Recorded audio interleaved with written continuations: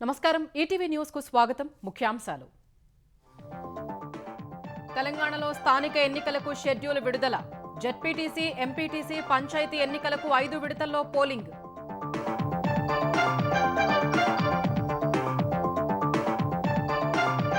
స్థానిక ఎన్నికలకు సిద్ధంగానే ఉన్నామన్న ప్రధాన పార్టీలు బీఆర్ఎస్ కి అనుకూలమన్న కేటీఆర్ మరోసారి సత్తా చాటుతామన్న జూపల్లి దేశంలోనే అతిపెద్ద పైరసీ ముఠా గుట్టు రట్టు చేసిన సైబరాబాద్ పోలీసులు సినీ పరిశ్రమకు 22,000 కోట్లు నష్టం జరిగినట్టు అంచనాలు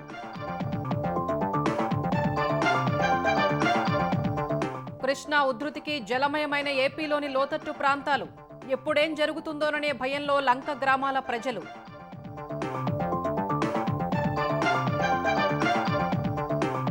బెజవాడ దుర్గమ్మకు పట్టు వస్త్రాలు సమర్పించిన చంద్రబాబు ఏపీ ప్రజలు సుఖ సంతోషాలతో ఉండాలని కోరుకున్నట్టు సీఎం వెల్లడి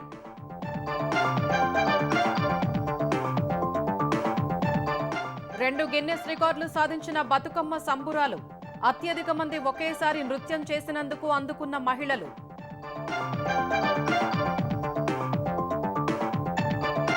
కరూరు తొక్కిసలాటపై ఎఫ్ఐఆర్ నమోదు చేసిన పోలీసులు విజయ్ ఉద్దేశపూర్వక బల ప్రదర్శనే ఘటనకు కారణమని స్పష్టీకరణ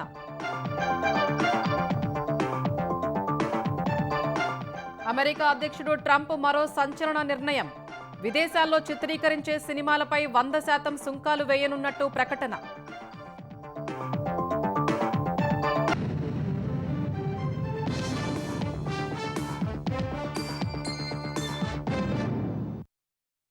తెలంగాణలో గ్రామీణ స్థానిక సంస్థలకు ఎన్నికల నగారా మోగింది 5 విడతల్లో ఎంపీటీసీ జెడ్పీటీసీ పంచాయతీ ఎన్నికలు నిర్వహించేందుకు తెలంగాణ రాష్ట్ర ఎన్నికల సంఘం షెడ్యూల్ ప్రకటించింది అక్టోబర్ 9 నుంచి విడతల వారీగా నోటిఫికేషన్లు ఇస్తామని ఎన్నికల కమిషనర్ రాణి కుముదుని తెలిపారు ఎన్నికల షెడ్యూల్ ప్రకటనతో హైదరాబాద్ మేడ్చల్ జిల్లాలు మినహా తెలంగాణ అంతటా ఎన్నికల కోడ్ అమల్లోకి వచ్చింది తెలంగాణలో ఎంపీటీసీ జెడ్పీటీసీ పంచాయతీల ఎన్నికలకు రాష్ట్ర ఎన్నికల కమిషనర్ రాణి కుముదిని షెడ్యూల్ ప్రకటించారు పంచాయతీ ఎన్నికల నిర్వహణకు హైకోర్టు విధించిన గడువు రేపటితో ముగియనున్న వేళ ఇవాళ షెడ్యూల్ వెల్లడించారు ఎన్నికల ప్రక్రియ పూర్తి చేసేందుకు 45 రోజులు గడువు ఇవ్వాలని హైకోర్టును కోరినట్లు ఎస్ఈసీ తెలిపారు హైదరాబాద్ మేడ్చల్లో గ్రామ పంచాయతీలు లేనందున మిగిలిన 31 జిల్లాల్లోని 565 జెడ్పీటీసీలు 5,749 ఎంపీటీసీలు 12,733 పంచాయతీలు 1,12,288 వార్డుల్లో ఎన్నికలు నిర్వహించనున్నట్లు ఎస్ఈసీ ప్రకటించారు తొలుత ఎంపీటీసీ జెడ్పీటీసీ ఎన్నికలు జరపాలని నిర్ణయించిన కమిషనర్ అక్టోబర్ 9న తొలి విడత నోటిఫికేషన్ ఇవ్వనున్నట్లు తెలిపారు ఆ రోజు నుంచి 11 వరకు నామినేషన్లు స్వీకరించి 15న ఉపసంహరణ గడువు ముగిశాక పోటీలో ఉన్న అభ్యర్థుల జాబితా ప్రకటిస్తారు అక్టోబర్ 23న ఉదయం 7 గంటల నుంచి సాయంత్రం 5 వరకు పోలింగ్ నిర్వహిస్తారు ఎంపీటీసీ జెడ్పీటీసీ ఎన్నికలకు రెండో విడత నోటిఫికేషన్ అక్టోబర్ 13న విడుదల చేసి ఆ రోజు నుంచి 15 వరకు నామినేషన్లు స్వీకరిస్తారు అక్టోబర్ 19న అభ్యర్థుల తుది జాబితా ప్రకటించి 27న పోలింగ్ నిర్వహిస్తారు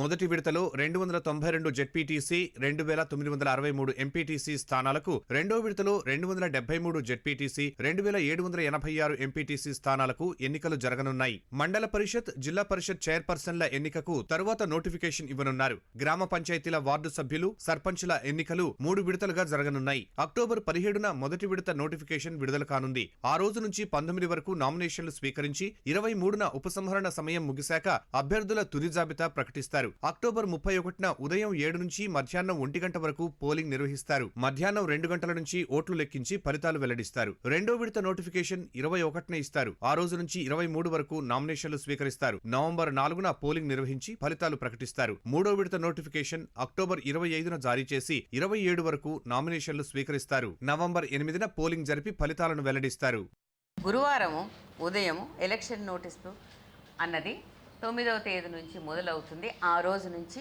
నామినేషన్స్ వేయవచ్చును అయితే మొదట ఎంపీటీసీ అండ్ జెడ్పీటీసీ స్థానాలకు పిదప గ్రామ పంచాయతీలు అలాగే వార్డు స్థానాలకు ఉన్నటువంటి వేకెన్సీస్కి ఈ ఎన్నికలు అనేవి నిర్వహింపబడతాయి వాస్తవంగా ఇవి 2 ఫేజులు అవి 3 ఫేజులు కలుపుకుంటే 5 దఫాలుగా ఈ ఎలక్షన్ ఉంటుంది ఒక్కొక్క ఫేజు 15 రోజుల్లో ముగుస్తుంది గ్రామ పంచాయతీ ఎన్నికలు పూర్తయ్యాక ఎంపీటీసీ జెడ్పీటీసీ ఎన్నికల 2 విడతల ఓట్లను నవంబర్ 11న లెక్కించి ఫలితాలను ప్రకటించనున్నారు హైకోర్టు స్టే కారణంగా 14 ఎంపీటీసీ 27 పంచాయతీలు 246 వార్డుల్లో ఎన్నికకు షెడ్యూల్ ఇవ్వలేదు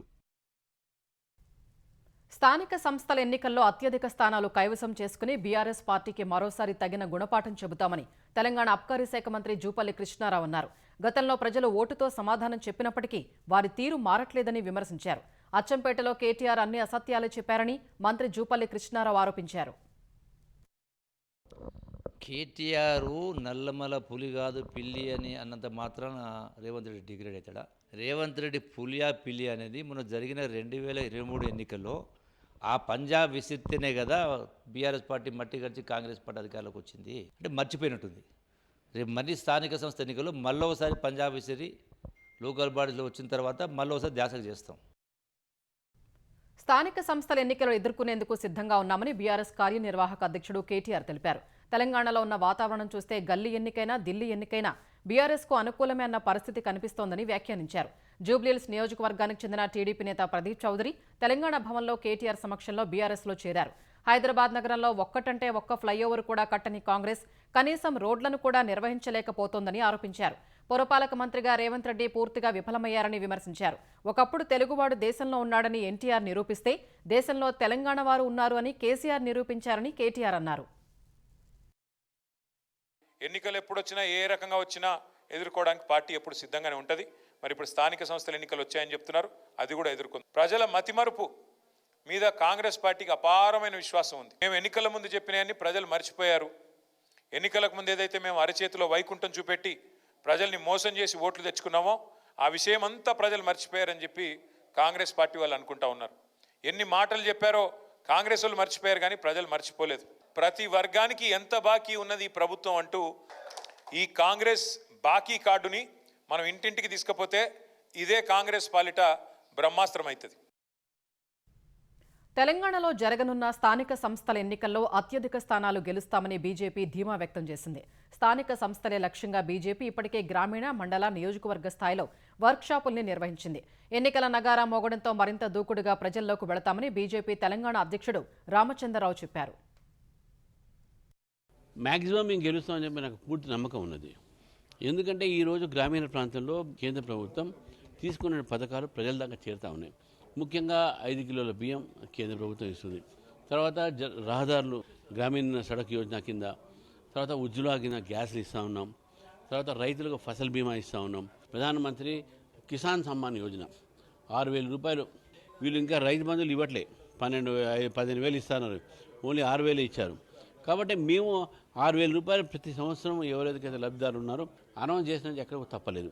ఈ పథకాల ద్వారా, మా ఒక సిద్ధాంతం ద్వారా, మా ఒక కార్యకర్తల కష్టం ద్వారా మేము తప్పకుండా ఎక్కువ సీట్లు గెలుస్తామని చెప్పి భావిస్తున్నాం. దేశంలోనే అతిపెద్ద సినిమా పైరసీ ముఠా గుట్టును హైదరాబాద్ సైబర్ క్రైమ్ పోలీసులు రట్టు చేశారు. ముందు ఒకరిని పట్టుకుని తీగలాగితే దేశవ్యాప్తంగా ఉన్న ముఠా లింకులు బయటపడ్డాయి. థియేటర్లలో ఫోన్తో రికార్డింగ్ చేయడం సహా డిజిటల్ మీడియా హౌజ్ల సర్వర్లను హ్యాకింగ్ చేసి సినిమాల్ని కాపీ చేస్తున్నట్లు గుర్తించారు. సినిమాల్ని వెబ్సైట్లలో పెడుతున్న వారికి బెట్టింగ్ యాప్ల నుంచి భారీ మొత్తంలో ముడుతున్నట్లు దర్యాప్తులో తేలింది. దేశవ్యాప్తంగా సినిమా పైరసీ చేస్తున్న ముఠాకు చెందిన 6గురిని హైదరాబాద్ సైబర్ క్రైమ్ పోలీసులు అరెస్టు చేశారు. తెలుగు సహా పలు భాషల సినిమాలను ఈ ముఠా పైరసీ చేసినట్లు గుర్తించారు. #సింగిల్ సినిమా పైరసీపై అందిన ఫిర్యాదు మేరకు రంగంలోకి దిగిన పోలీసులు జూలై 3న వనస్థలిపురానికి చెందిన కిరణ్ ను అరెస్టు చేశారు. అతన్ని కస్టడీలోకి తీసుకుని విచారిస్తే పైరసీ ముఠా దేశవ్యాప్తంగా ఉన్నట్లు వెల్లడైంది. ఈ ముఠా కారణంగా దేశవ్యాప్తంగా సినీ పరిశ్రమ బాగా నష్టపోయిందని హైదరాబాద్ నగర పోలీస్ కమిషనర్ వెల్లడించారు. దాదాపు 4 నెలలు దర్యాప్తు చేసిన తర్వాత దేశంలోనే మొదటిసారిగా గ్యాంగ్స్ ని పట్టుకోవడం జరిగింది. 2023వ సంవత్సరంలో మొత్తం movie industry in the country losses ఏవైతే వాళ్ళు అనుభవించారో మూవీ పైరసీ వల్ల అది 22,400 కోట్లు అంత లాస్ టోటల్ మూవీ ఇండస్ట్రీకి జరిగింది మూవీ పైరసీ వల్ల. 2024లో కేవలం తెలుగు ఇండస్ట్రీ 3,700 crore లాస్ అయింది. బెట్టింగ్ యాప్లే పైరసీని ప్రోత్సహిస్తున్నాయని కమిషనర్ చెప్పారు. ఒక ప్రణాళిక ప్రకారం థియేటర్లలో 3 నిందితులు సినిమాను కాపీ చేస్తున్నారని వివరించారు. ఏజెంట్లను నియమించుకుని మరీ కాపీయింగ్కు పాల్పడుతున్నారని తెలిపారు. బీహార్కు చెందిన అశ్విని కుమార్ డిజిటల్ మీడియా హౌస్ల సర్వర్లను హ్యాక్ చేసి సినిమాలను కాపీ చేస్తున్నాడని సివి ఆనంద్ చెప్పారు. మూవీ పైరసీ అనేది ఏ విధంగా జరుగుతుంది? మెయిన్లీ 2 రకాలుగా. ఒక రకం ఏంటి, థియేటర్స్లో వెళ్ళి క్యామ్ కార్డర్ ద్వారా రికార్డింగ్ చేసి బయటకు వచ్చి దాన్ని అప్లోడ్ చేసి విస్తృతపరచడం. రెండవది hacking of servers of digital media houses. ఈ అంశం ఇప్పటివరకు ఎవరికి తెలియదు. Hyderabad city police cyber crime wing వారు కనుక్కున్నారు. ఈ ఘటనలో ప్రధాన నిందితుడు తమిళనాడుకు చెందిన అమల్ దాస్ గా గుర్తించినట్లు కమిషనర్ చెప్పారు. అతడికి బెట్టింగ్ యాప్లు లక్షల్లో చెల్లిస్తున్నాయని వివరించారు. మెయిన్ బాస్ దీంట్లో Cyril Infant Raj Amal Das, resident of Karur. So అతను ఏంటంటే ఈ పాపులర్ పైరసీ వెబ్సైట్స్ ఏవైతే ఉన్నాయో onetamilblasters.net, onetamilblasters.wine, onetamilblasters.boo అంటే BOO and onetamilblasters.spa. Telugu, Tamil, Malayalam, Kannada, Hindi and English లాంగ్వేజెస్లో వచ్చే మూవీస్ అన్నీ కూడా ఈ వెబ్సైట్స్లో అప్లోడ్ చేసి ప్రజలకు అందుబాటులో తీసుకొస్తున్నాడు ఇల్లీగల్గా. భూమిపైన ఏ దర్యాప్తు సంస్థ కూడా అతని వరకు రాదని ఆయన అనుకున్నాడు. మా ఇంట్రాగేషన్లో చెప్పాడు. 1x bet, Pari match, Raj bet, Fora bet, ఈ 4 gaming and online betting platforms ఏవైతే ఉన్నాయో అవి ఇతనికి $10,000 ఆల్మోస్ట్ 9 lakhs per month ఒక శాలరీ లాగా పే చేస్తుంది. ఈటీవీ విన్ కంటెంట్ ను హర్షవర్ధన్ అనే సాఫ్ట్వేర్ నిపుణుడు పైరసీ చేసి అమ్ముకున్నట్లు గుర్తించిన పోలీసులు అతన్ని అరెస్టు చేశారు. శ్రీశైలం, నాగార్జున సాగర్ ప్రాజెక్టుల నుంచి వస్తున్న వరద ప్రవాహంతో ఏపీలోని కృష్ణా తీరంలో లోతట్టు ప్రాంతాలు నీట మునిగాయి. ప్రకాశం బ్యారేజీకి 6.5 లక్షల క్యూసెక్కులకు పైగా వరద వస్తుంటే 69 గేట్లను ఎత్తి నీటిని దిగువకు వదులుతున్నారు. బ్యారేజీ వద్ద రెండో ప్రమాద హెచ్చరిక కొనసాగుతోంది. కృష్ణమ్మ ఉధృతితో బెరం పార్కులో గదుల వైపు భారీగా నీరు చేరింది. ముందస్తు జాగ్రత్తగా బోట్లను టూరిజం సిబ్బంది తాళ్లతో కట్టేశారు. ప్రకాశం బ్యారేజీ దిగువన బాపట్ల జిల్లా రేపల్లె మండలం పెనుమూడి, పల్లిపాలెంలోకి వరద చేరింది. ఇళ్లను వరద చుట్టుముట్టగా నిర్వాసితుల్ని పునరావాస కేంద్రాలకు తరలించారు. కొల్లూరు, భట్టిప్రోలు మండలాల పరిధిలో కృష్ణానది మధ్యలో లంక గ్రామాల ప్రజలు ఎప్పుడేం జరుగుతుందోనని ఆందోళన చెందుతున్నారు. గుంటూరు జిల్లా కొల్లిపురం మండలంలోని అన్నవరపు లంకను వరద తాకింది. లంకలో అనారోగ్య సమస్యలతో ఉన్నవారిని, లండన్ వెళ్లాల్సిన విద్యార్థిని, మరో గర్భిణిని ఎస్డీఆర్ఎఫ్ సిబ్బంది క్షేమంగా బయటకు తీసుకొచ్చారు. కృష్ణమ్మ ఉధృతితో పరివాహక ప్రాంత ప్రజల్ని అప్రమత్తం చేయాలని ఏపీ రెవెన్యూ శాఖ మంత్రి అనగాని సత్యప్రసాద్ అధికారుల్ని ఆదేశించారు. కరకట్ట గండిపడకుండా చర్యలు చేపట్టాలని సూచించారు. కళాశాలల్లో ర్యాగింగ్ పట్ల కూటమి ప్రభుత్వం కఠినంగా వ్యవహరిస్తోందని విద్యాశాఖ మంత్రి నారా లోకేష్ స్పష్టం చేశారు. తిరుపతి జిల్లా పుత్తూరులోని ఓ ప్రైవేటు ఇంజనీరింగ్ కాలేజ్ హాస్టల్లో చోటు చేసుకున్న ర్యాగింగ్ ఘటనపై లోకేష్ ఆగ్రహం వ్యక్తం చేశారు. జూనియర్ విద్యార్థిపై సీనియర్ విద్యార్థుల అమానుష ప్రవర్తన కలిచివేసిందని చెప్పారు.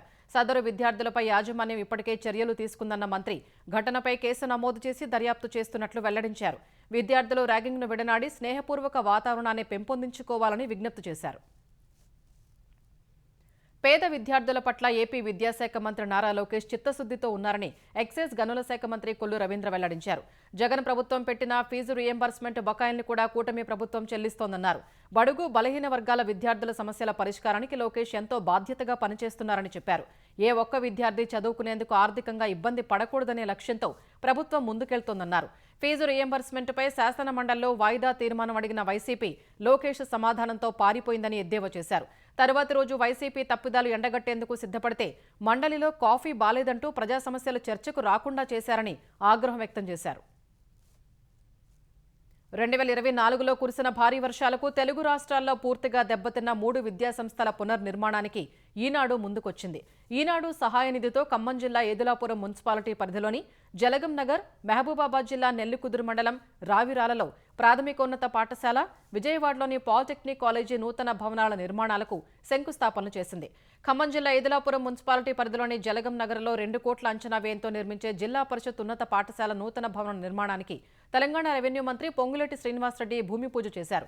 ఈ కార్యక్రమంలో స్థానిక MP Ramasahayam Raghuramireddy, collector Anudeep Durishetti, CP Sunil Dutt, Eenadu Telangana bureau chief ML Narasimhareddy పాల్గొన్నారు. మహబూబాబాద్ జిల్లా నెల్లికుదురు మండలం రావిరాలలో ₹1 కోటి వ్యయంతో నిర్మించే ప్రభుత్వ ప్రాథమికోన్నత పాఠశాల నూతన భవనం నిర్మాణానికి స్థానిక ఎమ్మెల్యే మురళీనాయక్ భూమి పూజ చేశారు. ఈ కార్యక్రమానికి కలెక్టర్ అద్వైత్ కుమార్ సింగ్, ఎస్పీ సుధీర్ రామ్నాథ్ కేకన్ హాజరయ్యారు. విజయవాడలో బుడమేరు వరదకు దెబ్బతిన్న పాలిటెక్నిక్ కాలేజీ నిర్మాణానికి ఈనాడు సహాయ నిధితో శంకుస్థాపన చేశారు. దేశంలో విపత్తులు సంభవించినప్పుడు ఈనాడు ఉదాత్తతో ఆపన్నహస్తం అందిస్తున్న తీరు అద్భుతమని పొంగులేటి శ్రీనివాసరెడ్డి కొనియాడారు. ఇక్కడ విద్యార్థులు పడుతున్న ఇబ్బందులు, కష్టాలు ప్రత్యక్షంగా చూసిన ఈనాడు సంస్థ వారి ప్రతినిధులు ప్రత్యేకమైన శ్రద్ధ తీసుకొని అద్భుతమైన స్కూల్ కట్టిస్తున్నందుకు అభినందిస్తున్నాను. దేశవ్యాప్తంగా ఎక్కడైతే ప్రజలు ఇబ్బందులు, కష్టాల్లో ఉంటారో ఆ కష్టాలు వచ్చినప్పుడు నేను సైతం అంటూ ఈనాడు ముందంజలో ఉండి రామోజీరావు గారు అడుగుతోడల్లోనే వారు లేకపోయినా ఆ సంస్థని అదే దిశలో నడుపుతున్నందుకు మనస్ఫూర్తిగా కిరణ్ గారిని వారి కుటుంబ సభ్యులని అభినందిస్తున్నాను. ఆంధ్రప్రదేశ్ ప్రజలు సుఖ సంతోషాలతో ఉండాలని అమ్మవారిని కోరినట్లు ముఖ్యమంత్రి చంద్రబాబు తెలిపారు. బెజవాడ కనకదుర్గమ్మకు సీఎం చంద్రబాబు దంపతులు పట్టు వస్త్రాలు సమర్పించారు. దసరా అంటే విజయవాడ గుర్తొచ్చేలా ఉత్సవాలు నిర్వహిస్తున్నామని సీఎం తెలిపారు. లక్షలాదిగా తరలివస్తున్న భక్తులకు ఎటువంటి అసౌకర్యం కలగకుండా ఏర్పాట్లు చేసినట్టు చెప్పారు. అమ్మవారి అన్నప్రసాద భవనం నిర్మాణం 6 నెలల్లో పూర్తవుతుందన్నారు. 14 కోట్ల రూపాయలతో చేపట్టే ఎలివేటెడ్ క్యూ కాంప్లెక్స్ నిర్మాణం 5 నెలల్లో పూర్తి చేస్తామని సీఎం వెల్లడించారు. నేను కోరుకున్నది ఒకటే, ఈ రాష్ట్రంలో ఉండే ప్రజలందరూ కూడా ఆనందంగా ఉండాలి, ఆరోగ్యంగా ఉండాలి, సుఖ సంతోషాలతో ఉండేట్టుగా ఆశీర్వదించమని కోరుకున్నాను. ఏ ఒక్క భక్తులకు కూడా ఇబ్బంది లేకుండా సుజావుగా చేయడానికి ఏమేం చేయాలనో అన్ని చర్యలు తీసుకుంటామని చెప్పి కూడా హామీ ఇస్తున్నాను. ప్రసాదాలు కూడా ఒకప్పుడు చాలా వరకు ఇబ్బందులుంటే ఎక్కడా ఇబ్బందులు లేకుండా అన్ని విధాల పవిత్రమైన భావంతో ప్రసాదాలు కూడా తయారు చేయడం, విఐపి దర్శనాలు కూడా రెగ్యులేట్ చేశాం. ఎక్కడికక్కడ ఎక్కువ సమయం సాధారణ భక్తులకు కేటాయించే పరిస్థితికి వచ్చాం. అటు మూలా నక్షత్రం రోజున సరస్వతీదేవి అవతారంలో దర్శనమిస్తున్న కనకదుర్గ అమ్మవారి దర్శనానికి పెద్ద సంఖ్యలో భక్తులు తరలివస్తున్నారు. అమ్మవారి జన్మ నక్షత్రం రోజునే దర్శించుకుంటే సకల భోగభాగ్యాలు సిద్ధిస్తాయనే నమ్మకంతో భక్తులు పెద్ద సంఖ్యలో వచ్చారు. ఇంద్రకీలాద్రి కిటకిటలాడుతుండగా ఆలయానికి వెళ్లే ప్రధాన రహదారుల్లో అధికారులు ఆంక్షలు విధించారు. తాగునీరు, తాత్కాలిక మరుగుదొడ్లు, బిస్కెట్లు, కొండపై తాగడానికి పాలు వంటివి సమకూర్చారు.